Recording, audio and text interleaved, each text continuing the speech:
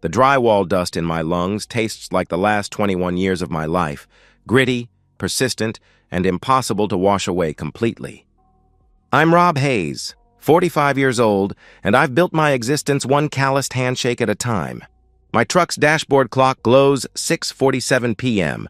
as I navigate the familiar streets home, NPR droning about interest rates while my mind catalogs tomorrow's site inspections. Friday evening. The promise of 2 days without alarm clocks and safety meetings stretches ahead like a gift I've earned through sweat. My hands grip the steering wheel, and I catch sight of them in the passing streetlight, scarred, weathered. The wedding ring embedded so deep in the flesh it's become part of my anatomy. These hands have framed houses, poured foundations, and held my wife Michelle through labor pains twice. They've signed mortgage papers, assembled bicycles on Christmas Eve, and applauded at countless volleyball games. Working hands, providing hands. Michelle was 23 when we met, a college dropout slinging coffee at Murphy's Diner off Route 47. I was 24, ambitious despite the concrete dust in my hair, talking big about someday running my own crew. She laughed at my jokes, remembered how I took my eggs, and had this way of tucking her hair behind her ear when she was thinking. 6 months later, I proposed with a ring that cost me 3 months of overtime. She said yes before I finished asking. We built our life methodically, like laying foundation blocks. First came the wedding, small, her father drunk crying during his toast about his little girl. Then Tyler arrived when Michelle was 24, screaming and perfect, turning us from a couple into something more permanent than any construction I'd ever managed. Sophie followed 4 years later, born during a February blizzard that knocked out power to half the county. Michelle hemorrhaged badly that time. I remember gripping her hand in that hospital room, both of us crying, promising each other we'd never take a single day for granted. She wanted to stay home with the kids. Just until they're in school, she'd said. But school came and went, and Michelle found reasons to remain. PTA president, room mother, soccer team coordinator. I picked up extra shifts, worked Saturdays, bid on bigger projects. My back started aching at 35. By 40, I needed reading glasses to review blueprints. But my family had everything they needed. That was the trade-off, and I made it willingly. Our house sits on Maple Street, a 1960s ranch I've renovated room by room over 15 years. Nothing fancy but solid bones. The kitchen cabinets I installed myself, spending 3 weeks of vacation getting the crown molding just right. Sophie's volleyball trophies line the mantel like golden soldiers.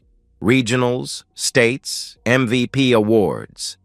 Tyler's community college acceptance letter holds pride of place on the refrigerator, held by a magnet from our last family vacation to the Outer Banks 3 years ago. The master bedroom hasn't seen much action lately. When did we stop trying? 2 years ago? 3? Intimacy became another chore scheduled around exhaustion and teenagers' schedules. But that's marriage after 2 decades, isn't it? You trade passion for partnership, heat for warmth, adventure for stability. We're teammates now, co-managers of a small domestic corporation. We know each other's prescriptions, password hints, and coffee orders. That's intimacy too, I tell myself. The mundane kind that actually matters. Michelle's parents took the kids this weekend, some church retreat thing her mother organized. Tyler's 20, Sophie 16, both old enough to stay alone, but Michelle's mother insists on these forced family bonding experiences. Fine by me. The thought of ordering pizza? Maybe watching that action movie Michelle always vetoes. Spreading out on the couch without Sophie complaining about my snoring. It's a small pleasure I've been anticipating all week.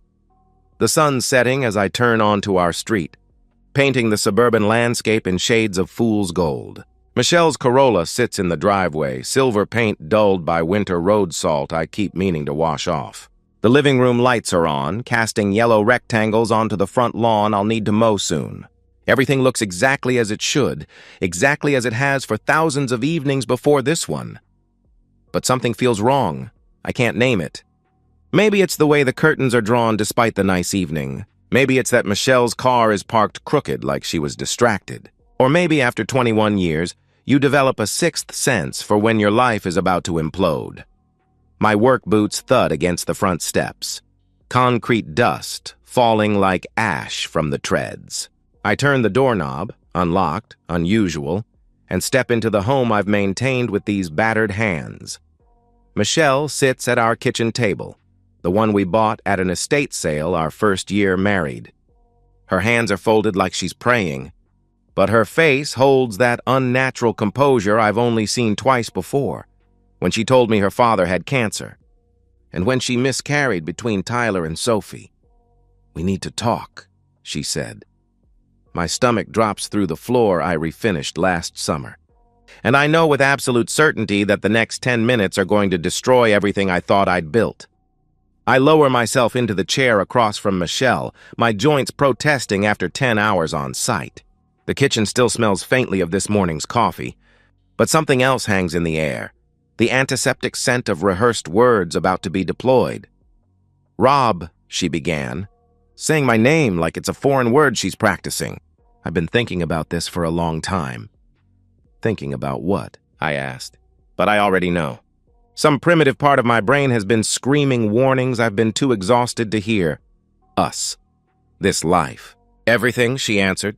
Her hands unfold, gesture vaguely at our kitchen, the backsplash I installed, the dishwasher I repaired last month.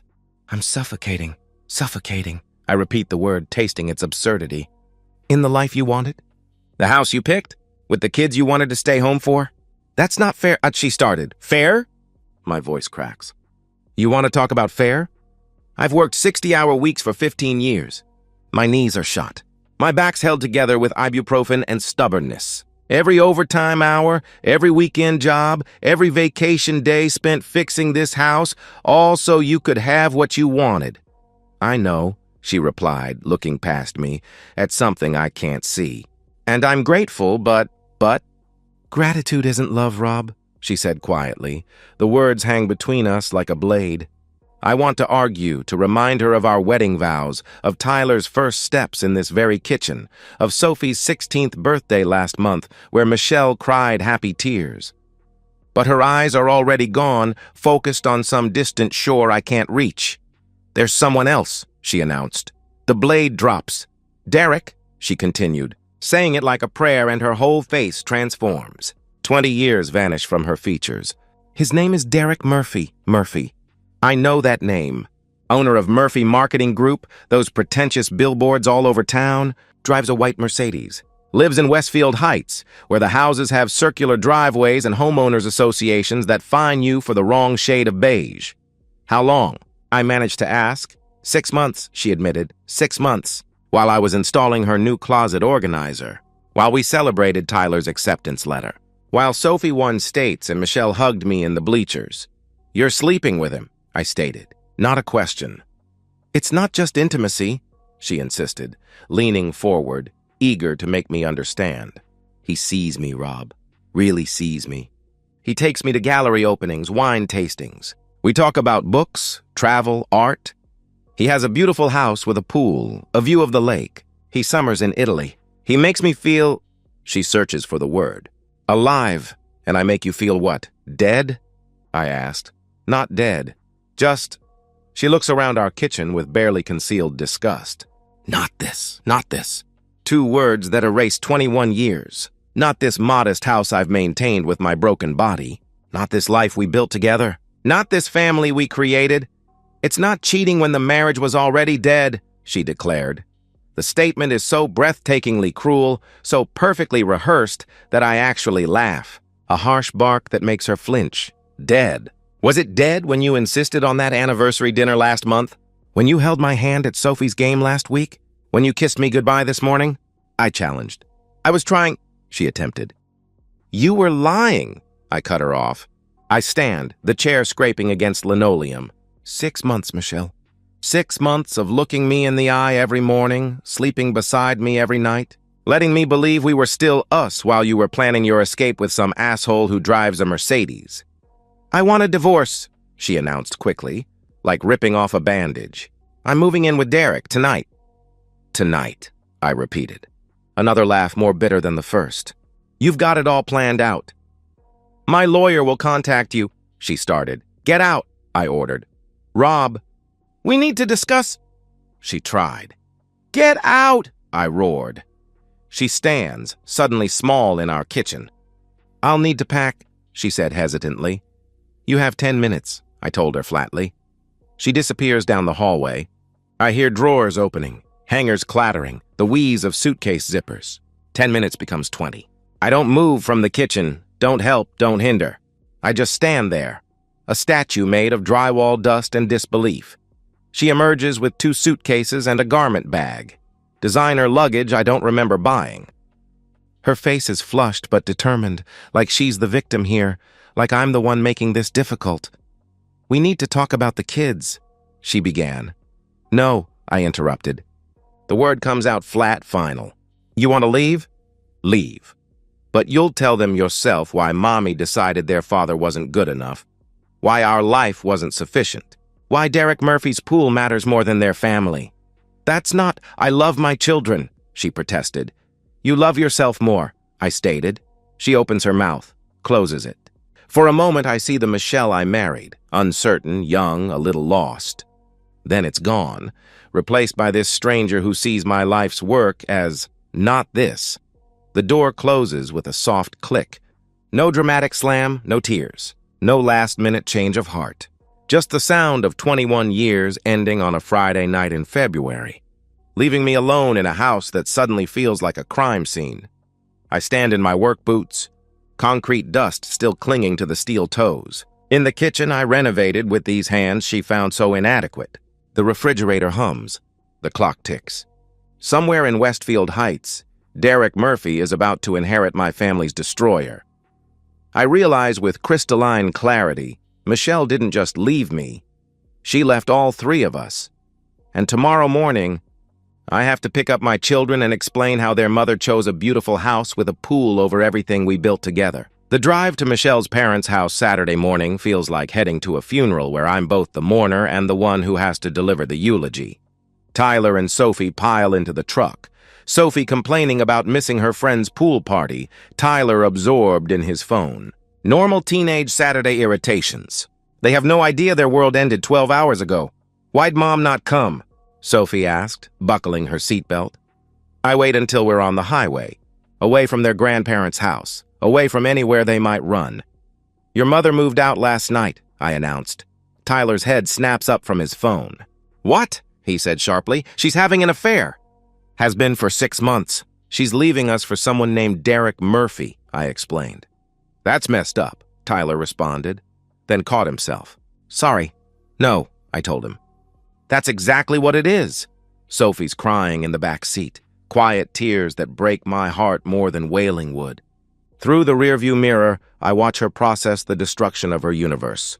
Does she still love us? She asked. Her voice is small, 6 years old again. This isn't about you and Tyler. This is about her and... I can't finish. How do you explain to your 16-year-old daughter that her mother found you insufficient? That your love, your life, your family wasn't enough? Derek Murphy, Tyler said. He's Googling already. Marketing guy. Big house in Westfield Heights. He turns his phone towards Sophie. Looks like a douche. Tyler, I started. What? He does. Boat shoes and everything? He replied. The first week is chaos compressed into slow motion. Michelle calls Tuesday, her voice artificially bright. Hi, sweetie, she said when Sophie answers. How was school? Sophie put her on speaker, looking at me for guidance. I shrug. Her mother, her choice. Fine, Sophie answered, her voice flat.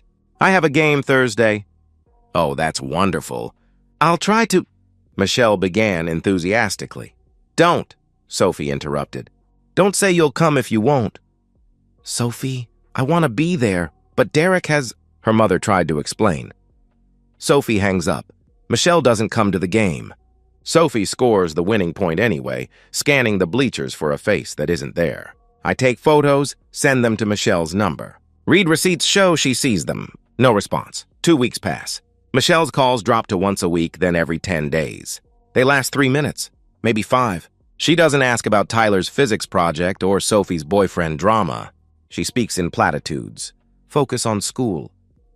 Listen to your father. I love you. Empty words from an empty person. Tyler stops answering her calls entirely.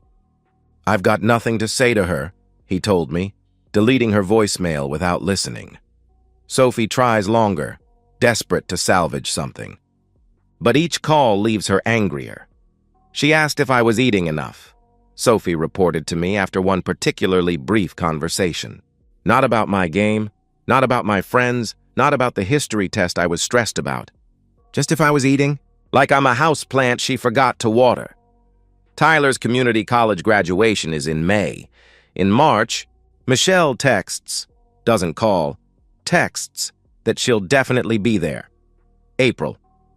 Derek planned a surprise trip to Spain that week, but I'll try to reschedule. May, 3 days before. I'm so sorry, but I can't make it. Send pictures. Tyler reads the message and laughs, but it's the kind of laugh that comes when the alternative is violence.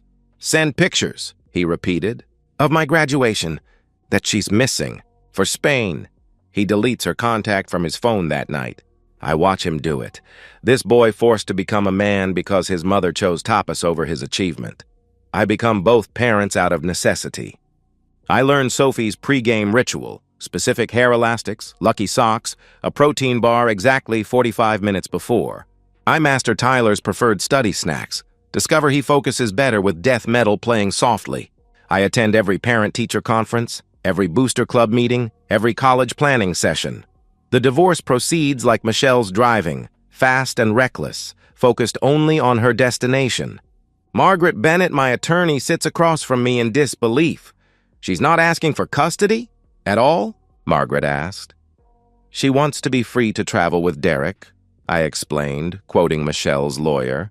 The children would complicate that. The children, Margaret repeated in disbelief. That's how she refers to them? When she refers to them at all, I confirmed. Michelle doesn't contest anything. Not the house she called insufficient, not the retirement accounts she helped build, not the custody of the humans she created. She wants a clean break, a fresh start, a new life unencumbered by the old one's debris. She doesn't even come to the final court date. Her lawyer appears alone, authorized to sign everything. The judge, a grandmother herself, looks disgusted. Mr. Hayes, she announced, you have full custody, the family home, and primary assets. Mrs. Hayes receives her personal belongings and a settlement of $30,000. $30,000. The price of 21 years. 4 years pass. I mark them not in calendar pages, but in achievements Michelle misses. Tyler's transfer to engineering school. His dean's list honors. His acceptance to the internship program. Sophie's scholarship offers. Her team captain selection. Her first heartbreak, sobbing in my arms about some boy named Ethan who doesn't deserve her tears. I date occasionally. A teacher named Karen who understands my caution. We take it slow, building something real on foundation I know is solid this time. The kids thrive despite the mother-shaped hole in their lives. Or maybe because of it. They learn early that love isn't words or promises or good intentions. Love is showing up. Love is presence. Love is choosing to stay when leaving would be easier. Tuesday afternoon, late September, I come home to find Sophie's car in the driveway. Strange, she has class until 4. I pushed through the front door, calling her name. In here, Dad, she called back. She's in the living room, and she's not alone. Michelle sits on my couch, our old couch, the one she found not this, looking like a sketch of herself drawn from memory. Thinner, older, with the kind of aggressive blonde highlights that scream midlife crisis. Designer clothes that don't quite fit, like she's wearing a costume of success. Everything I've built in 4 years, the peace, the healing, the new normal, threatens to crumble at the sight of her. What the hell are you doing in my house? I demanded. Sophie let me in, Michelle explained. Her voice wavers, stripped of the confidence that carried her out our door 4 years ago. I called her, begged her to let me explain. I look at Sophie, who shrugs with studied indifference. She said 5 minutes. I was curious, my daughter told me. Curious, I repeated, tasting the word, finding it bitter. Get out, Michelle. Please, Rob, just let me, she pleaded. You've got 5 minutes, I interrupted. I remained standing, arms crossed, work boots planted on floors she'll never walk on again after today. Starting now. Michelle draws a shaky breath, and I notice her hands trembling. The manicure is chipped. The designer bag beside her has a worn corner. The facade is cracking. Derek wasn't who I thought he was, she began. She laughs, but it's hollow, broken. The gallery opening stopped after 6 months. The wine tastings became him drinking alone. The culture, the travel, it was all performance. Control. Control? I questioned. He monitored my phone, tracked my car, accused me of cheating. She catches herself, realizes the irony. He was jealous, paranoid. Said I'd leave him like I left you. Smart man, I think, but don't say. He started grabbing me, hard, leaving bruises where they wouldn't show, she continued. She rolls up her sleeve, revealing faded marks on her upper arm. Then shoving during arguments. Then she touches her eye unconsciously. I covered it with makeup for 2 weeks. Part of me, a small, vengeful part, wants to say she deserved it. But I'm not that man. Nobody deserves that. Why didn't you leave? I asked. Where would I go? She replied. Her laugh is bitter. I'd burned every bridge. My parents barely speak to me. My friends, our friends, they all chose you. Deservedly. So you stayed, I stated. For 3.5 years. Until 3 months ago, she answered. Her voice drops. He met someone at his gym, Brittany, 26, yoga instructor, everything I was when he met me, but younger, newer. The parallel is so perfect it's almost poetic. He told me I was getting old, that I wasn't exciting anymore, that he'd elevated me from my previous life. She gestures at my living room with disgusted recognition, and I should be grateful for the time he gave me. Then he kicked you out? I asked. 2 suitcases, same ones I left here with, except this time I had nowhere to go, she confirmed. And now you're here, I stated the obvious, waiting for the real reason. She meets my eyes for the first time since I found her on my couch. I want a second chance, she declared. The words hang in the air like a bad smell. A second chance, I repeated slowly, tasting each syllable. At what exactly? Being a mother, being part of this family, making things right, she answered. Where the hell have you been for 4 years? I roared. My outburst brings Tyler running down the stairs. He stops dead seeing his mother. Are you kidding me? He said, looking between us. She's here?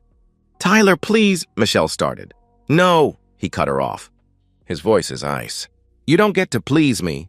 You missed my graduation. My dean's list ceremony. Every birthday. Every holiday. Every single thing that mattered. I know, and I'm so sorry, she tried. Sorry? Sophie interjected, standing up. Tears streamed down her face. You're sorry? You called us maybe once a month. You forgot my 17th birthday entirely. You promised to come to States and didn't show. You chose Spain over Tyler's graduation. That was Derek's, Michelle attempted. That was your choice. Sophie screamed. Every missed call, every broken promise, every single time you picked him over us, those were your choices. Michelle crumbles, sobbing. 4 years ago, I'd have comforted her. Now I just watch, feeling nothing but cold satisfaction. Please, she whispered. I made mistakes. Mistakes? Tyler challenged. Forgetting Milk is a mistake. Cheating on Dad, abandoning your family, disappearing for 4 years, those aren't mistakes. They're choices. Deliberate, calculated choices. I have nowhere else to go, Michelle said, playing her last card, the sympathy plea. That's not our problem, I replied. I'm surprised by how steady my voice is. You made your choice when you decided we weren't enough. When you chose Derek's pool over Sophie's games. When you chose Spain over Tyler's graduation. When you chose yourself over everyone who loved you. Rob, please. We were married for 21 years, she begged. Were. Past tense, I corrected her. You ended that marriage for a man who just replaced you with a younger model. Ironic, isn't it? You left me for being inadequate, boring, not this. And he left you for the exact same reasons. She flinches like I've slapped her. Get out, Tyler ordered. Don't call, don't write, don't show up. We don't need you. We haven't needed you for 4 years, Sophie. Michelle looks desperately at our daughter. Sweetie? Sophie wipes her tears. Stand straighter. I used to dream about you coming back. For 2 years, I prayed you'd walk through that door. But you know what? Dad showed up. Every game, every practice, every heartbreak, every triumph. He learned to French braid my hair for games. He held me when Ethan broke my heart. He's been more of a mother than you ever were, she declared. Leave, I said quietly. And don't come back, ever. Michelle stands on shaking legs, looking between the 3 of us. We stand united, a family forged in the fire of her abandonment, stronger in our scars than we ever were whole. I loved you all, she whispered. No, I corrected her. You love the idea of us, the safety net, the backup plan. But love is staying when it's hard. Love is showing up when you're tired. Love is choosing your family over yourself every single day. You don't know what love is. She walks to the door, each step seemingly painful. At the threshold, she turns back, maybe hoping for a last-minute reprieve, a crack in our resolve. There is none. The door closes behind her with the same soft click as 4 years ago. But this time it's final. This time we're the ones choosing. Tyler and Sophie collapse into me, and we stand there, holding each other in the living room of the house Michelle found so insufficient. Did we do the right thing? Sophie asked into my chest. We did the only thing, I answered. We chose ourselves. And for the first time in 4 years, that feels like enough, more than enough. It feels like everything. The silence after Michelle leaves is different from 4 years ago. Then, it was the silence of shock, of a world suddenly unmade. Now it's the silence of closure, of a book finally shut on a chapter that ran too long. Tyler breaks it first. I need a beer, Dad? He asked. Get me one too, I replied, and he doesn't even blink at the reversal of our usual roles. Sophie curls into my side on the couch, exhausted from the confrontation. I thought I'd feel worse, she admitted, seeing her like that. But I just felt nothing.